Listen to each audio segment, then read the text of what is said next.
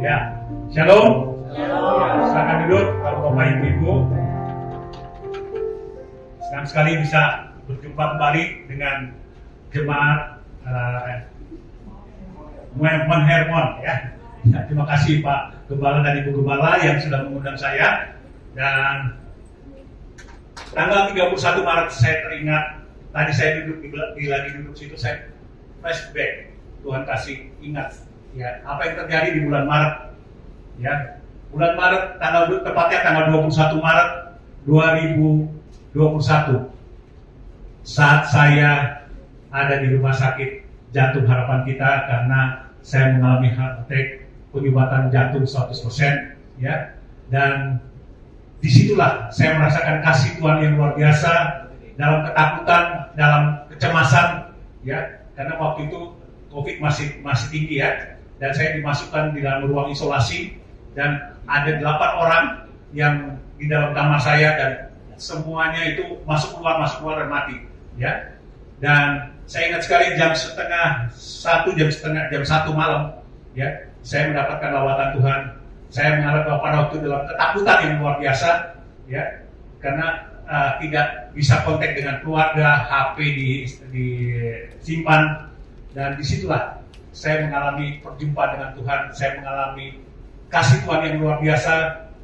Jam 1 malam itu ya, saya mendengar ada sesosok berbaju putih. Saya nggak lihat wajahnya, tapi penuh kemuliaan yang dikatakan, anakku jangan takut, aku akan menyertai engkau dan aku akan menyembuhkan ya.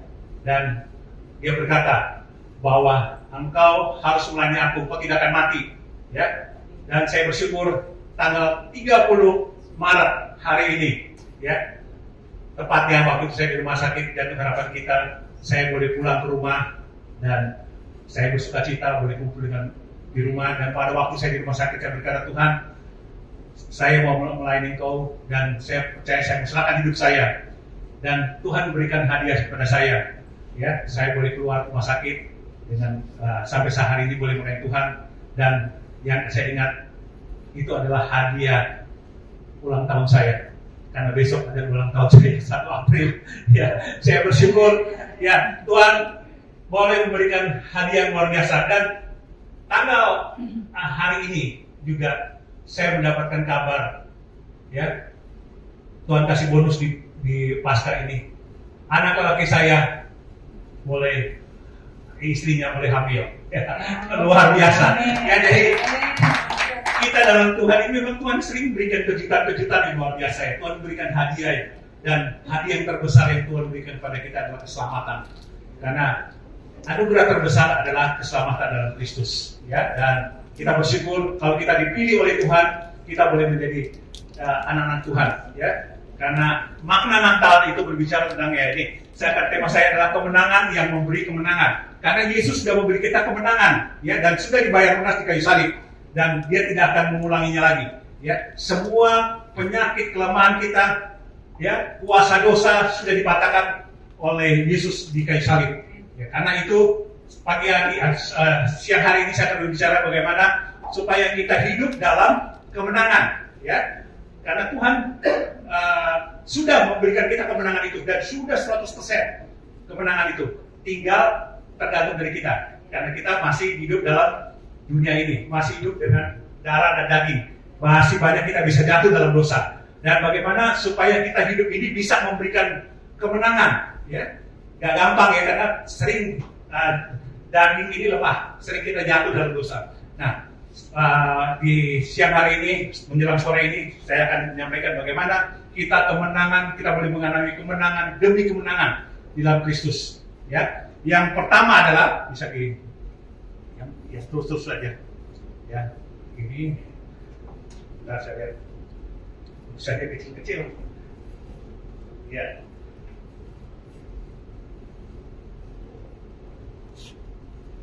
Ya, jadi mungkin kita bertanya, kapankah ya, Kristus mendapatkan kemenangannya? Banyak orang menjawabnya pada waktu dia bangkit.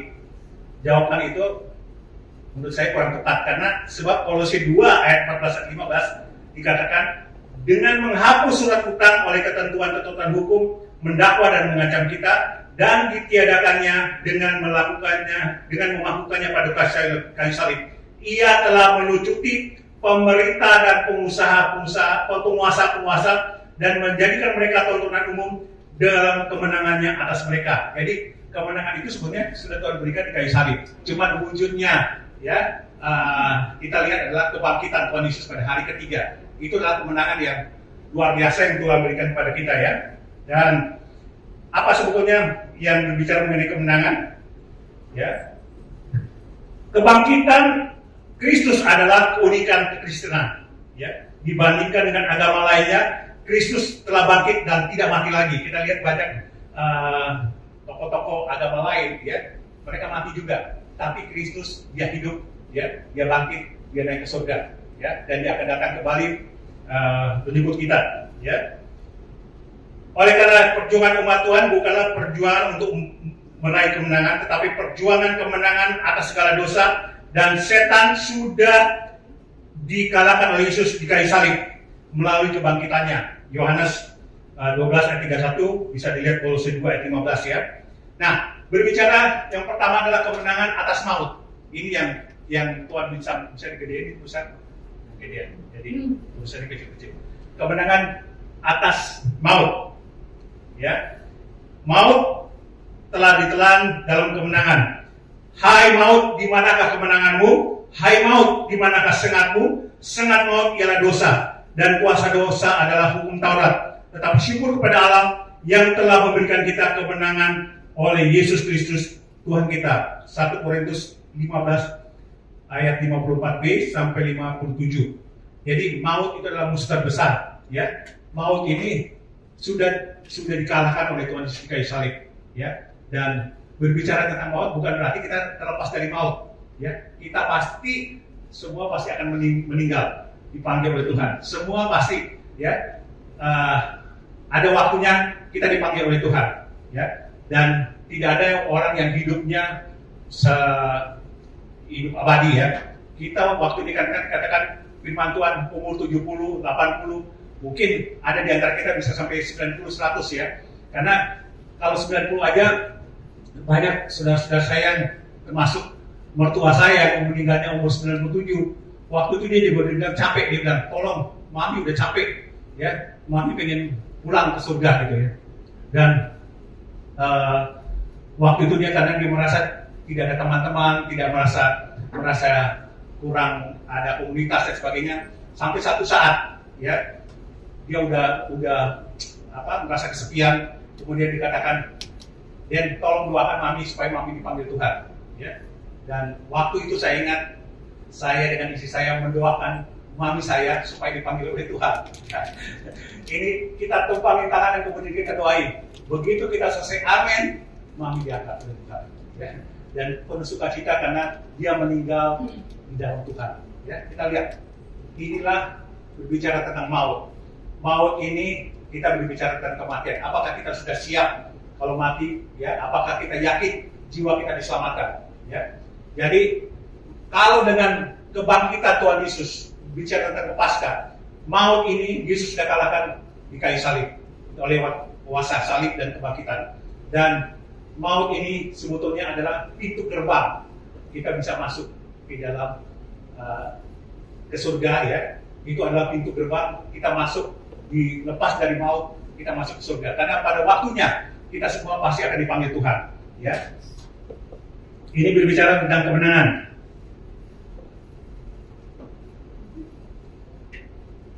Ya, kita katakan dalam 1 Tesalonika 4 ayat 13 dikatakan firman Tuhan, firman Tuhan mengatakan, Tuhan menyebut orang percaya yang meninggal sebagai orang tertidur, seperti tertulis dalam 1 Tesalonika 4:13. Selanjutnya kami tidak mau, saudara-saudara, bahwa kamu tidak mengetahui tentang mereka yang meninggal, supaya kamu jangan berduka cita seperti orang-orang yang lain tidak mempunyai pengharapan. Tuhan Yesus sudah meninggalkan maut, namun Ia mengubah maut itu menjadi sesuatu yang berguna bagi umatnya, yaitu yang dikatakan menjadi pintu gerbang menuju kemuliaan kekal. Oleh karena itu Paulus berkata, karena bagiku hidup adalah Kristus dan mati adalah keuntungan. Filipi 1 ayat 21. Ya, jadi maut itu semua pasti kita hadapi, tapi kita yakin tujuan kita kemana? Kita yakin tujuan kita di mana, dan itu yang membuat kita yakin kemenangan sudah kita peroleh. Ya, sebagai pintu gerbang kita masuk ke dalam kerajaan surga. Oleh karena itu, biarlah hidup kita ini benar-benar kita gunakan semaksimal mungkin untuk kemuliaan nama Tuhan. Ya, dan yang kedua adalah kemenangan ini yang paling susah nih ya. Bicara tentang kemenangan, Tuhan mau kita kemenangan atas diri kita sendiri. Ya, karena berbicara tentang diri sendiri kita nggak lepas daripada egoisme. Ya, manusia itu pasti punya rasa egois. Ya, selalu ingin sesuatu semua adalah dia yang terbaik. Ya, sesuatu yang dia mau adalah semuanya itu selalu ke ego. Nah, kita lihat seperti contohnya dalam Alkitab itu adalah Paulus. Ya, Paulus di mana bagaimana Paulus bicara mengenai ambisinya pada masa lalu. Ia beranggapan bahwa dengan menganiaya jemaat Tuhan yang sedang beribadah, Filipi 3 ayat 6, ya, Paulus menceritakan bagaimana dia menyiksa orang-orang percaya. Paulus menceritakan bagaimana masa lalunya ia membangun harga dirinya dengan hal-hal yang lahirnya dapat dibanggakan. Jika orang lain menyangka ia dapat menaruh percaya pada hal-hal lahirnya, aku lebih lagi, katakan Paulus ya, aku lebih lagi disunat pada hari ke-8 dari bangsa Israel, dari suku Benyamin, orang Ibrani asli, tentang pendirian terhadap Taurat dan orang Farsi, tentang kegiatan aku, penganiayaan jemaat, tentang kebenaran dalam mentaati hukum Taurat, aku tidak bercacat.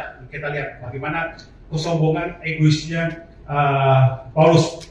Namun kita lihat, setelah mengenal Yesus sebagai juru selamat, ambisi Paulus berubah. Seperti yang tertulis dalam Filipi 3 ayat 10. Yang kuhendaki adalah mengenal dia dan kuasa kebangkitannya dan persekutuan dalam penderitaannya. Penderitaannya di mana aku menjadi serupa dengan dia dalam kematiannya, supaya aku akhirnya beroleh kebangkitan dari orang mati. Jadi kita lihat bagaimana luar biasanya Paulus diubahkan dari orang yang dulunya begitu sombong, dia adalah orang yang hebat. Tapi begitu dia mengenal Yesus ya, dia bilang lebih baik ya hidup untuk Kristus ya. Dan bagaimana kita lihat Paulus menjadi contoh ya, dia mengalami perubahan dalam konsep nilai. Konsep nilai berkaitan dengan sesuatu yang dianggap paling berharga ya di dalam kehidupan seorang. Segala hal boleh dikorbankan demi sesuatu yang dianggap paling berharga. Tapi kita lihat bagaimana perjumpaan Paulus dan kuasa kebangkitan mengubah Paulus itu akhirnya menjadi tokoh dalam Alkitab yang luar biasa. Ya, firman Tuhan, penginjilan jiwa-jiwa lewat Paulus ini. Dan yang ketiga adalah kemenangan di atas segala tantangan atau kesulitan. Kita tahu bahwa dunia saat ini tidak banyak mengalami gejolak. Ya. Kita lihat masa depan segala macam banyak terjadi di mana-mana, termasuk di daerah Indonesia sendiri ya. Dan kita lihat bagaimana para ekonom memperkirakan bahwa tahun 2024 dan tahun-tahun ke depan itu tidak lebih baik. Ya, banyak kita mengalami ketakutan, ya, mengenai kesulitan. Bagaimana kita mengalami kesulitan menjalani hidup kita, ya, bagaimana tantangan dalam hidup kita, ya. Tapi kita percaya, ya, orang boleh berkata segala masalah tantangan yang kita hadapi, tapi kalau kita bersama dengan Yesus, ada kuasa kebangkitan. Kita percaya Tuhan akan membuat sesuatu indah ya, seperti kita lihat banyak contoh-contoh di dalam Alkitab, orang-orang yang percaya itu dilindungi oleh Tuhan, dijauhkan dari segala hal yang jahat. Ya, bagaimana kita selalu tetap di dalam perlindungan Tuhan. Bahwa Tuhan akan melindungi kita, ya, dan segala permasalahan boleh ada, tapi kita yakin dan percaya Tuhan kita yang hidup, ya, itu akan memberikan kita kekuatan di dalam masa-masa sulit, masa-masa kita mengalami mungkin percobaan dan sebagainya. Biarlah dalam hari-hari ini kita boleh semakin kuat dalam Tuhan. Ya, sebagaimana saya pernah saksikan dulu hidup saya ini, kalau saya nggak dalam Tuhan, ya, mungkin hidup saya udah hancur. Ya, tetapi pada waktu saya menempel sama Tuhan, mengenal Tuhan, dan saya percaya dalam kesulitan itu, disitulah Tuhan memperlihatkan kuasa yang luar biasa. Ya, secara nalar, ya, secara hal yang tidak mungkin terjadi, itu yang Tuhan lakukan.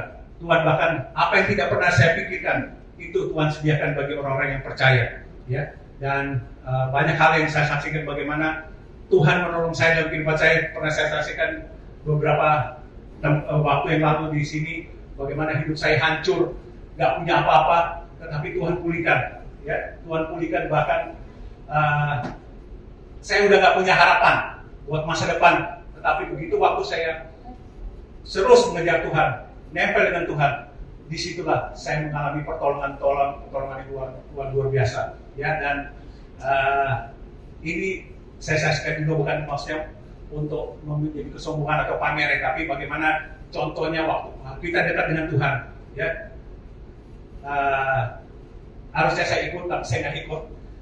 Bulan Mei istri saya mendapatkan bonus ya dari seseorang untuk pergi ke Amerika ya, selama hampir 3 minggu, dibayarin semua. Ya, cuma saya bilang saya nggak ikut lah, saya mau lain di sini dulu Pak. Puji Tuhan, ya bagaimana Tuhan mengangkat saya, membela saya, ya dari suatu hal yang masa depan yang suram, tetapi pada waktu kita mencari Tuhan, Tuhan akan menolong kita dalam kesulitan, dalam kesesakan, ya.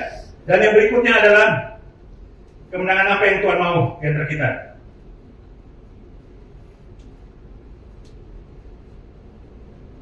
Ya, ini satu contoh juga ya. Dalam kita lihat Yesus sendiri berikan contoh, ya. Saya sangat terharu sekali. Saya sangat ini sekali pada waktu kita lihat Yesus waktu disalibkan dalam keadaan sangat menderita, dia masih bisa berdoa untuk mengampuni orang-orang yang menyalibkan dia.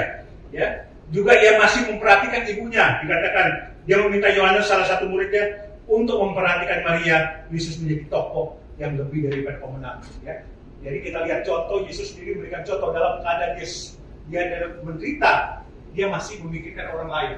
Ya, inilah tugas kita. Bagaimana kita juga mungkin saya nggak tahu di antara kita mungkin juga dalam keadaan sulit, tapi kita percaya pada waktu kita punya hati seperti Yesus mengasihi, ya, dan kita akan menolong orang-orang di mana orang-orang di luar sana yang masih belum kenal Tuhan. Itu yang membuat hati kita terus menyala-nyala melalui Tuhan. Ya, inilah kemenangan.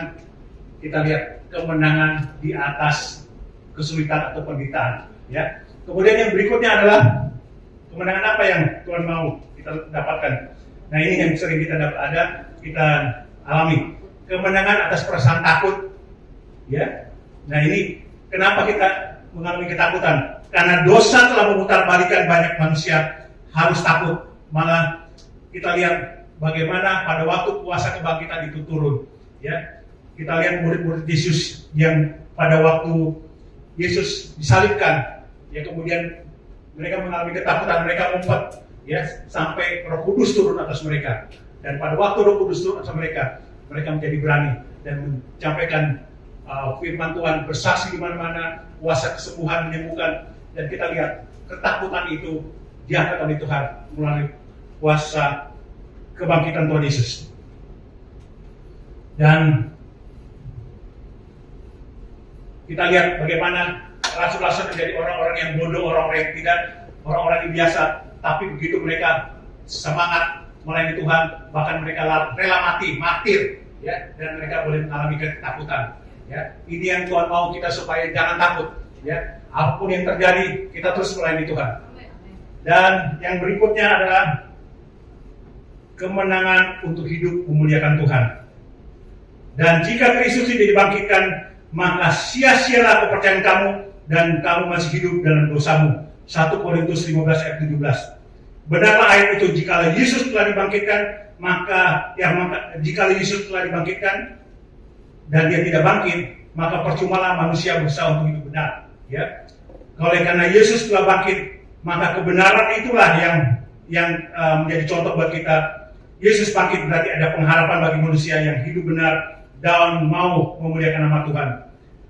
Ya, jadi Tuhan mau hidup kita ini memuliakan nama Tuhan. Kita tahu, saya katakan tadi usia kita kan sangat pendek, ya, 70, 80 bahkan, ya, kalau Tuhan berikan kasih karunia mungkin bisa 90 ya. Banyak sekali orang yang usia 90 jarang sekali. Dan supaya hidup kita ini benar-benar kita gunakan untuk memuliakan nama Tuhan. Waktu yang pendek, waktu yang singkat ini, jangan kita sia-siakan, ya. Karena ada lagu yang dikatakan hidup ini adalah kesempatan untuk melayani Tuhan. Jangan sia-siakan, ya. Oke, kita sekalian nyanyi yang satu lagi nih, ya. Hidup ini adalah kesempatan untuk melayani Tuhan. Jangan sia-siakan di mana waktu kita, umur kita yang sangat terbatas, biarlah menjadikan kita gunakan semaksimal mungkin untuk memuliakan Tuhan. Karena dikatakan hidup ini adalah kesempatan untuk melayani Tuhan. Hidup ini adalah kesempatan. Hidup ini untuk melayani Tuhan. Hidup ini untuk melayani Tuhan. Jangan sia-siakan. Jangan sia-siakan waktu yang Tuhan beri. Hidup ini harus jadi berkat. Katakan, oh Tuhan, pakailah hidupku selagi aku masih kuat, selagi aku masih kuat. Bila saatnya nanti ku tak berdaya lagi. Hidup ini sudah jadi berkat. Amin, saudaraku. Waktu hidup kita di dunia sangat terbatas. Biarlah hidup ini kita berikan untuk Tuhan. Ya, inilah kemenangan yang Tuhan berikan. Bagaimana kita bisa menggunakan waktu semaksimal mungkin untuk kemuliaan nama Tuhan. Ya, dan berikutnya adalah kemenangan apa lagi yang Tuhan mau kita peroleh? Ya, kemenangan untuk gerejanya. Tuhan Yesus berkata kepada Rasul Petrus dan para murid yang lain, dan aku pun berkata kepada engkau adalah Petrus. Petrus dalam bahasa itu dikatakan Yun, ya, Petrus, dan di atas batu karang, ya, Petra, aku akan mendirikan jemaatku dan alam maut tidak akan dapat menguasainya. Matius 16:18. Apa maksudnya batu karang? Petra di sini. Inilah bukan diri Petrus atau Petrus, tapi pengakuan Petrus tentang Yesus, yakni engkau adalah Mesias, Anak Allah yang hidup. Matius 16:16. Di atas pengakuan itulah gereja Tuhan didirikan dan alam maut tidak dapat menguasainya. Maut adalah musuh yang terbesar dalam hidup manusia. Musuh yang terbesar tak dapat menguasai gereja Tuhan, sebab didirikan atas pengakuan Yesus Kristus, Anak Allah yang hidup. Gereja Mount Hermon ini adalah gereja yang didirikan oleh Tuhan. Ya, tidak ada yang dapat menutup gereja ini. Ya, kita percaya, ya, ini seperti Petrus akan terus, mungkin sekarang di jemaatnya kita lihat sedikit, ya, tapi kita percaya, ya, walaupun mungkin kita lihat kanan kiri, wah ada BBI kata di mana, tapi kita percaya Tuhan pasti kirimkan jiwa-jiwa baru di tempat ini, dan jiwa-jiwa itu sungguh berharga. Dan yang paling penting adalah gereja ini menghadirkan hadirat Tuhan. Karena hadirat Tuhan ada di sini, pasti kuasa Tuhan turun di sini, dan jiwa itu akan menarik banyak orang datang ke tempat sini. Yang Tuhan mau adalah kita dapat memuliakan Tuhan di gereja ini, ya. Kemuliaan Tuhan akan terjadi di gereja ini. Jadi yang mau Tuhan mau adalah kemenangan kita juga untuk gereja ini, ya. Karena tidak ada satupun kuasa dapat menghancurkan gereja Tuhan. Gedung gereja bisa dihancurkan, tetapi bukan persekutuan umat Tuhan. Ini terbukti dalam sejarah gereja Tuhan, ya. Kita lihat di Indonesia pada waktu jemaat itu dihalangi, nggak boleh berkembang. Tapi kita lihat bagaimana jemaat, ya, di Cina ini setelah komunis jatuh, ternyata masih ada 70 juta orang, ya, orang-orang percaya, dan terjadi kegerakan yang luar biasa. Jadi kalau ada gereja Tuhan tidak bisa dihalangi, ya, dan gereja akan bertumbuh berkembang. Saya percaya sekali, walaupun mungkin kita mengalami kesulitan sana sini, tapi kalau pada waktu kita menghadirkan hadirat Tuhan, gereja akan terus tegak, ya, dan justru lewat gereja ini nama Tuhan dimuliakan, ya.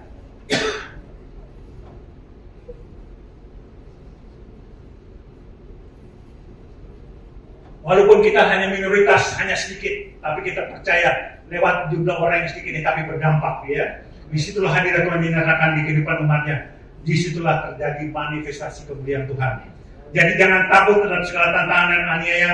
Takutlah jika Tuhan Tuhan tidak diberikan tempat semestinya di gereja ini. Tapi saya yakin percaya hadirat Tuhan di gereja ini luar biasa, ya, di bawah bimbingan Pak Gembala dan Gembala. Dan itu kita lihat, ya, dikatakan dalam firman Tuhan dalam Wahyu 3 ayat 20. Lihat, aku berdiri di muka pintu dan mengetuk. Jikalau ada orang yang mendengarkan suaraku dan membukakan pintu, aku akan masuk mendapatkannya, dan aku makan bersama-sama dengan dia, dan ia bersama-sama dengan aku. Ayat ini bukan ditujukan kepada orang non-Kristen, tetapi kepada gereja Tuhan di Laodikia yang sudah suam-suam. Ya, Wahyu 3:16.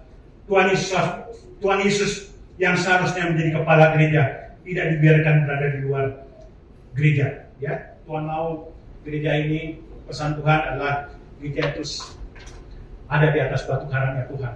Ya, walaupun kita minoritas, ya saya katakan sedikit dibandingkan gereja lain, tapi gereja ini akan terus bertumbuh, makin kuat dalam Tuhan. Amin.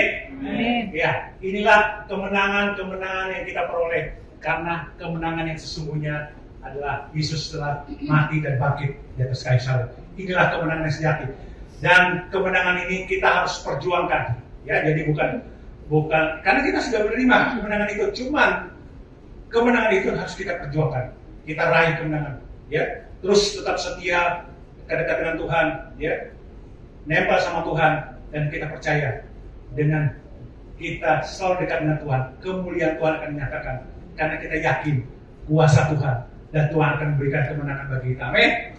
Ya, sehingga kita nyanyikan Ku Yakin kuasa Tuhan. Kemenangan terjadi di sini. Amin. Kita nyanyikan pujian ini.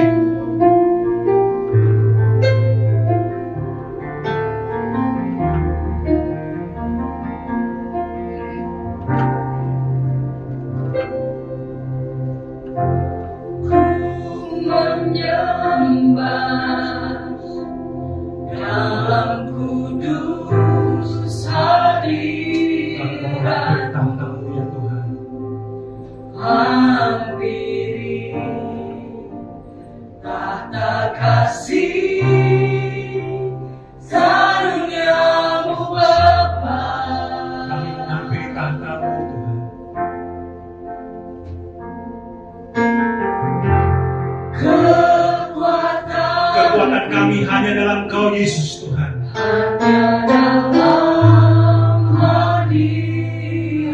Dan Engkaulah segalanya bagi kami Tuhan. Yesusku, hanya Kaulah segala. Yakinlah Tuhan hadir di tengah-tengah kita pada sore hari ini. Ku yakin Tuhan. Ku yakin Kau hadir. Rasakan kuasa Tuhan. Ku rasakan kuasa yang tak terbatas. Kami yakin Tuhan. Yakin Kau nyata di sini Tuhan. Kemenangan terjadi di sini Tuhan. kemenangan Terjadi. terjadi di sini.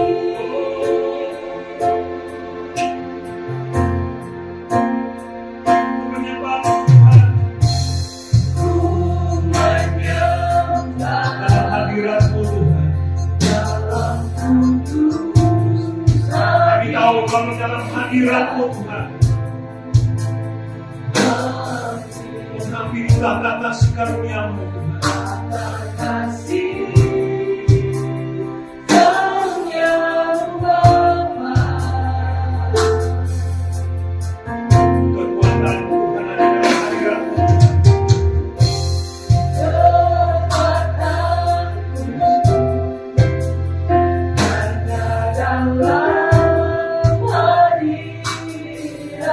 Karena Engkaulah segalanya bagi kami Tuhan. Hanya